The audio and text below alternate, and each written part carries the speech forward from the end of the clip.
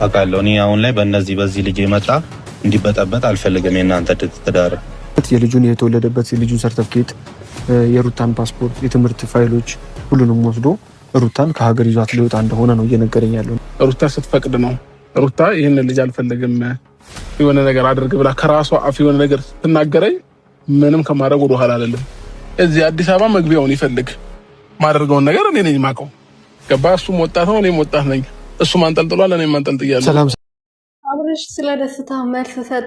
አዲስ አበባ ገብቶ መኖር ከፈለገ ወንድነቱን መጀመሪያ ሊያሳየኝ ይገባል። እኔ ወንድ ነኝ፣ እሱም ወንድ ነኝ። እሱ ማንጠልጥሏል፣ እኔ ማንጠልጥያለሁ። ስለዚህ ወንድነታችን እንተያያለን። እኔ ሩቲ አልፈልግህም፣ ይሄ ልጅ እያስቸግረኝ ነው ብላ ትንገረኝ። ከዛ በኋላ ምን እንደማረገውና ምን እንደማረገው አሳያለሁ ብሎ እንግዲህ ለጓደኞቹ ተናግሯል ማለት ነው። ደስታ መጥፎ ሰው ነው፣ ቤት የሱ ያልሆነው ቤት የኔ ነው እያለ ያልተሰራ ቤት ተሰርቶ አልቋል እያለ የሱ ያልሆነ መኪና እያመጣ የኔ መኪና ነው እያለ ልጅቷን እያታለላት ነው። ያ ፈረንጁና ሮቤል የሚባሉት ልጆች ናቸው እሷን እያሳሳቱ ያሉት ብሎ እንግዲህ ጓደኛው እየነገረው ነበረ።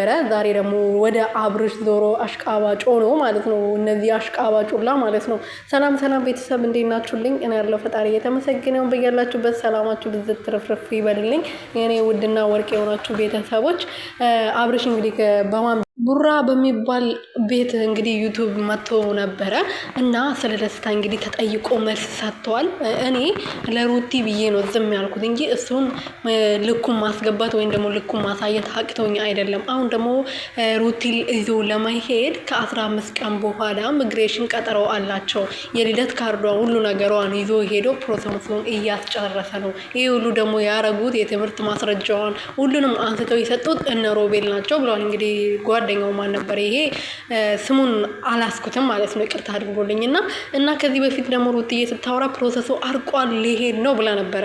ስለዚህ አሁን ገና ልደት ካርድ ላይ ናቸው። የምን ፕሮሰስ የሚባል ነገር የለም። አብርሽ ግን መቼ እኔ ወንድ ነኝ፣ እኔ ማንጠልጥያለሁ፣ እሱ ማንጠልጥሏል።